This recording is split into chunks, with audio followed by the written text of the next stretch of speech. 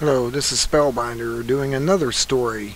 This one more about our Nazi regime running this in this country. I mean, even in Nazi Germany, they were nice enough to say, "Your papers, please." Here, there is no please. It's do as we tell you or else. And this is what they're doing. The government is doing what it does best. It's lying. There is no problem. The media is doing what it does best. It's presenting the story in a fragmentary, dismissive way. No one is putting all the pieces together. This is a much bigger story than just Nazi-like behavior at the airports.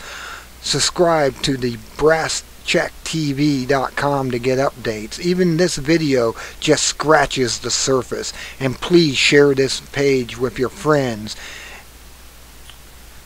And be a real American. Stop flying. This is just, this disgusts me beyond all disgust. You don't get disgusting until you see this. This will make you mad. This will make you want to protest. This will make you want to do everything to shut the airports down until they get their senses together. And TSA is disbanded to a point where they're not like Nazis. And the police don't act like Nazis. If they quack, walk, and talk like a duck, they are a duck. They are playing Nazism in America, and this is it. It was this past Sunday night here at LAX about 7:30, probably crowded because a lot of people were coming home from the New Year's holiday, when suddenly a man starts acting strangely. He starts saying, "I'm God, I'm in charge." LAX police and arrest that man, and he turns out to be a TSA agent. The Transportation Security Administration has a new look and new security policies. The changes rolled out on September 11th of this year. The new rules let the TSA employees avoid the same security screening procedures they're paid to monitor. A CBS 2 News exclusive, they're responsible for keeping the skies safe. But we've uncovered a group of TSA screeners at LAX caught on tape allegedly using drugs. Well, they're supposed to keep us safe when we fly, and said they might be leaving us even more vulnerable to terrorists. How is that possible? A Homeland Security report is slamming the Transportation Security Administration for not keeping track of security passes, uniforms of former workers.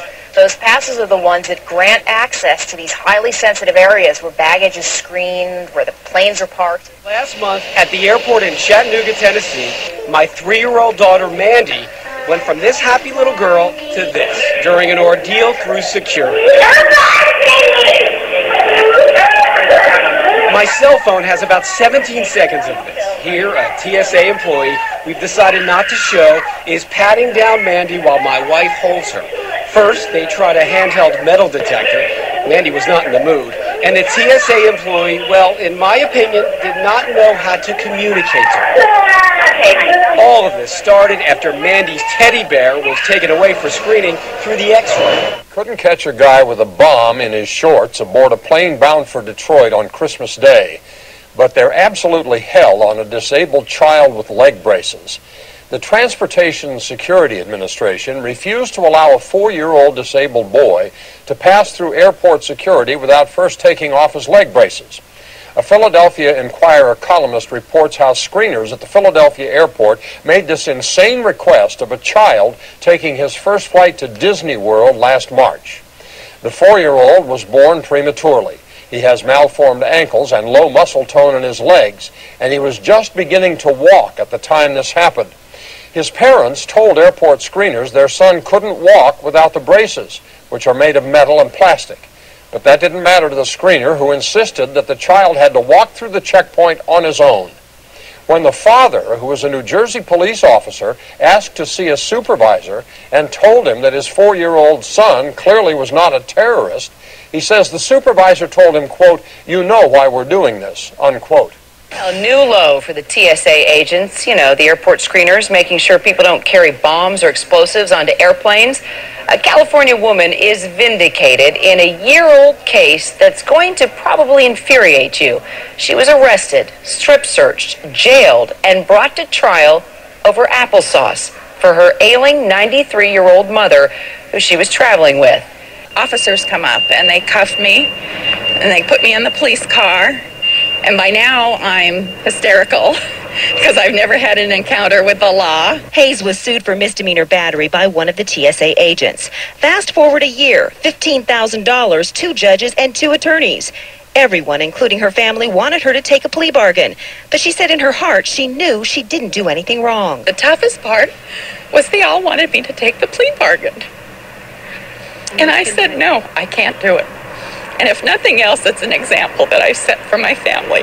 And today, a judge in a Glendale courtroom continued the case for 6 months, told the grandmother of 6 to stay out of trouble, and the case will be dismissed. It should have happened a year ago. She should never have been arrested. She was arrested at the airport with her elderly mother. She was strip searched at a jail.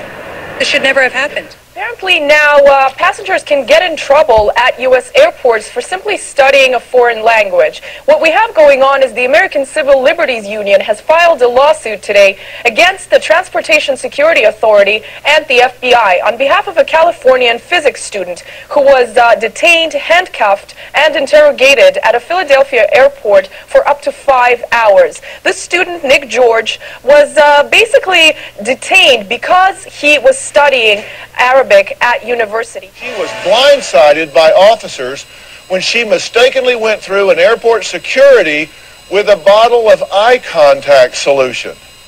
Robin says she was beaten so badly she actually wondered if she was going to die. Her ordeal was caught on tape. Look at this. I just felt myself flying across the room. I thought I was going to die. I was flying from D.C. back home to New York. I got to the TSA screening and they x-rayed my bag and they said, oh, she's got a bottle. And I said, oh, that's just my contact lens solution. Feel free to throw it out. And then they took me to the secondary screening area. The officer came from behind, picked me up and threw me across the room into another passenger and into a metal chair. And then he took my arm and he started twisting it around till I felt it breaking. And I go, oh my God, you're breaking my arm. Then he picked me up, threw me against a metal table. There were 3 officers beating me up. There were 2 holding me down while he smashed my head into the table. I didn't know who was beating me up or why. I just kept saying, get off of me, get off of me, get off of me. He gave me a concussion from hitting my head against the table. Here in Chicago, we watched as passengers like this man are subjected to exhaustive security checks. He's patted down, his wheelchair is examined, and his hands are swabbed, all in public view in a see-through room at the security checkpoint. And he's not alone. It's humiliation. 71-year-old Robert Perry was also taken to a room like this by a TSA agent when his artificial knee set off the metal detector. He yelled at me, no, get the belt off. I told you to get the belt off. So I took the belt off. He ran his hands down over and pulled the pants down. They went down around my ankles. At that point, Perry was standing in his underwear in public view. He asked to see a supervisor. That made things worse. She was yelling, I have power, I have power, I have power. The power to stop him from flying to Florida with his wife that day to celebrate their 50th wedding anniversary. Make you feel like you have no rights.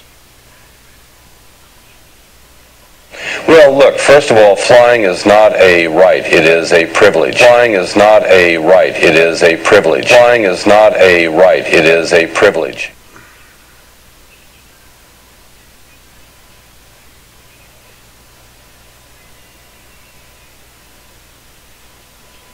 It's the sort of security we've seen a lot of since 9/11 at places like airports and seaports and major sporting events.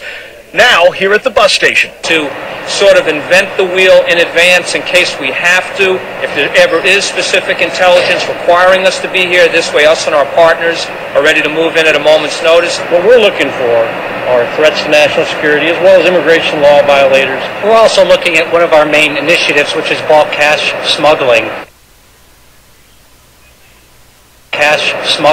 And so passengers ready to head toward Orlando, Jacksonville, and points north had to go through a series of checks while Susu from the Tampa Airport Police Department gave the bus his sniff test. It's all part of what Homeland Security calls VIPER, for Visible Intermodal Prevention and Response. Yeah, they're big on initials. In this team effort between TSA, ICE, CBP, and TPD. This is ongoing for us. We do this every day. Well, imagine showing up for your next flight at the airport and being handed a device, a little bracelet, that would serve as your boarding pass. It would track your lost luggage. And it would also shock you with the same power as a taser if you get out of line. Well, a top official with the Department of Homeland Security has expressed interest in these so-called safety bracelets. So is this really the future of air travel?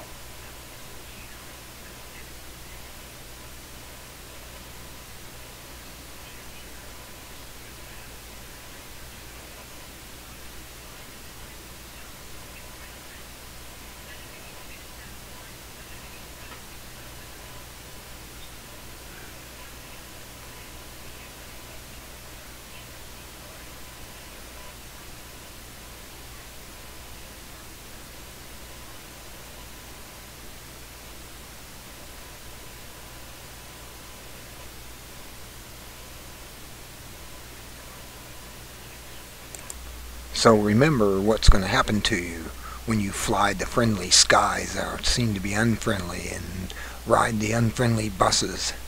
You'll be humiliated, threatened, assaulted, maybe end up with injuries like a concussion on your head. I mean, this is what they're doing. Man, this has to stop. America is not a communist, socialist, Nazi America. We are not the USSA, though it seems to be. We're not the United Soviet States of America. We are a Republic America. Until next time, this is Spellbinder. Be good, or be good at it. Good day.